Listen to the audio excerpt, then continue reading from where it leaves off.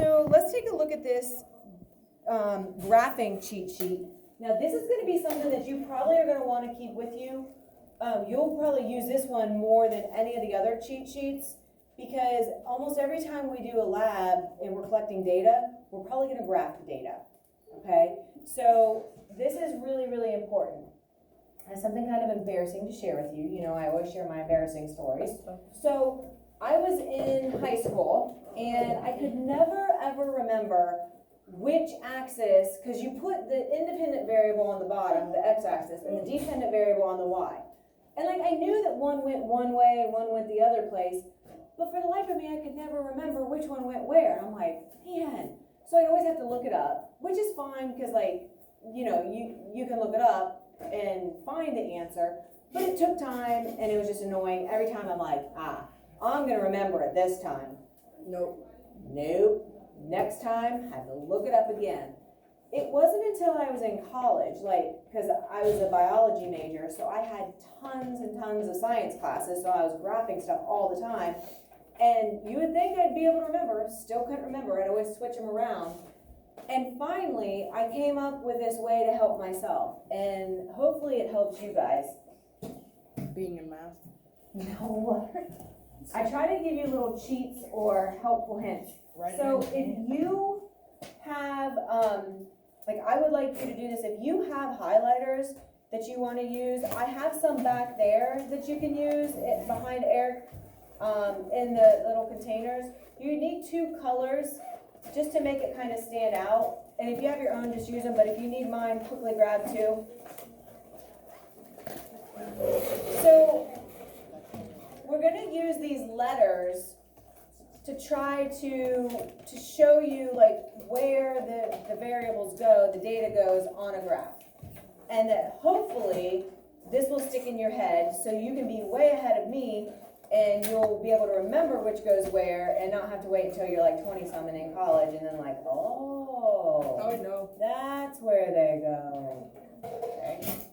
Okay, so I look at the independent variable, right? Mm-hmm. We know that this is the x-axis, and you guys have been using that in math. The x-axis is always the one on the bottom, always the horizontal one, right? Okay, so that's not new information.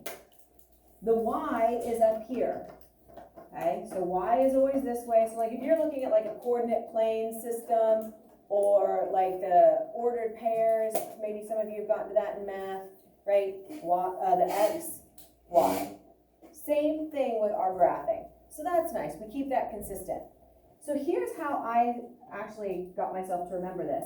The independent variable, if I use a capital I, the capital I holds up the whole graph. So your independent variable is always going to be on the bottom. All right, so put a big capital I. And you don't have to like cover up your writing down here. You could have made it real squishy. And then one day, one year, I don't even remember who it was now, they kind of had their head, they were leaning, just kind of like, zoning out, and then they were like, whoa. You turn your head sideways, the capital I looks like an H for horizontal. The x-axis is the horizontal. I was like, okay, I hadn't thought of that. But yeah, like they were just sitting there kind of like do-do-do, and then it was like H if your head is sideways. Okay? You see it? Yes, yeah, right? Okay. Magic. Now, switch colors. Dependent variable. Okay? If you make this a capital D, capital D takes up the graph. The backbone of that capital D is your y-axis. So I've had people come back and tell me, they're like, when I'm making a graph now, like I just picture the big capital D and the big capital I. The I holds it up, the D is like the backbone, and you like makes your whole graph. Dang. That's magic. Magical. Yes, I appreciate that, Gary. Thank you. I need things like this to remind me, to help me remember things like details, because you know the variables go somewhere, but which place do they go, right? It's hard to remember. So again, I keep saying, try not to memorize, because when you memorize, those things can leave you.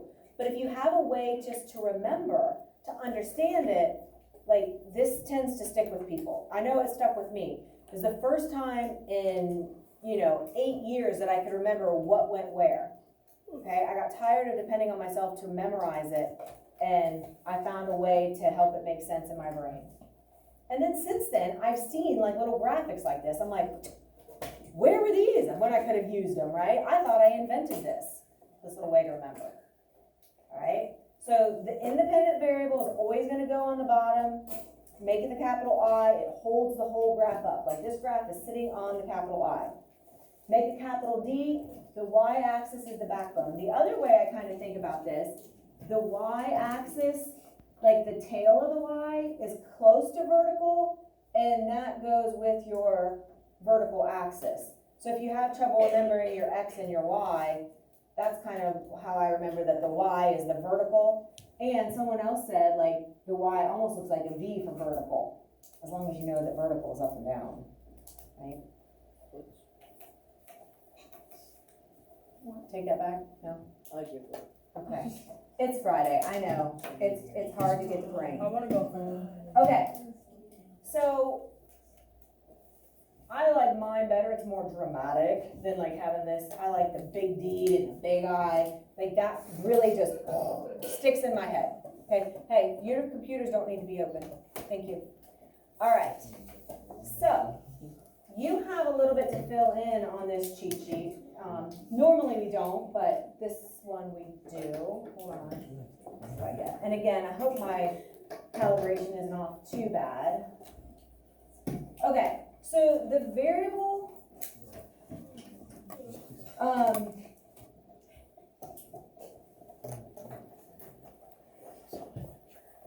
that you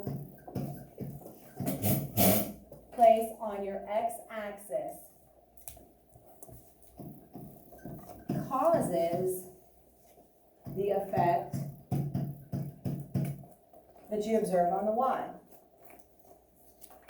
So whatever happens down here has the effect that we see on the dependent variable.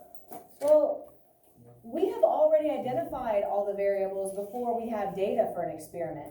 So if you've already identified the independent variable, that's the information that's going to go on the bottom.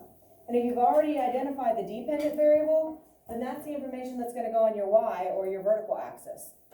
So it's kind of nice. Like you should have already had that, and usually that tends to be like the hardest part of graphing, what goes where, right? And if you know the independent variable, it's going on the bottom. If you know the dependent variable, that data is going to go on the side, okay? So think about it logically, because you know I love logic, Gary, not memorizing. So if you think about it logically, the dependent variable, which is your y-axis, depends, right, on the change caused by the independent variable on your x-axis. So kind of by default, the x-axis is again what causes the effect that we observe on the y. That cause and effect relationship.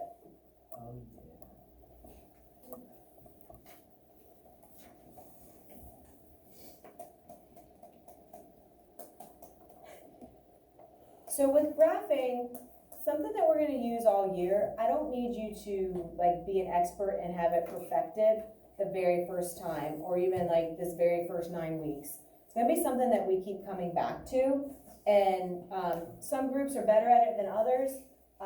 Once we have some graphs, we'll take a look at some of your actual graphs, and we'll start like seeing some common things.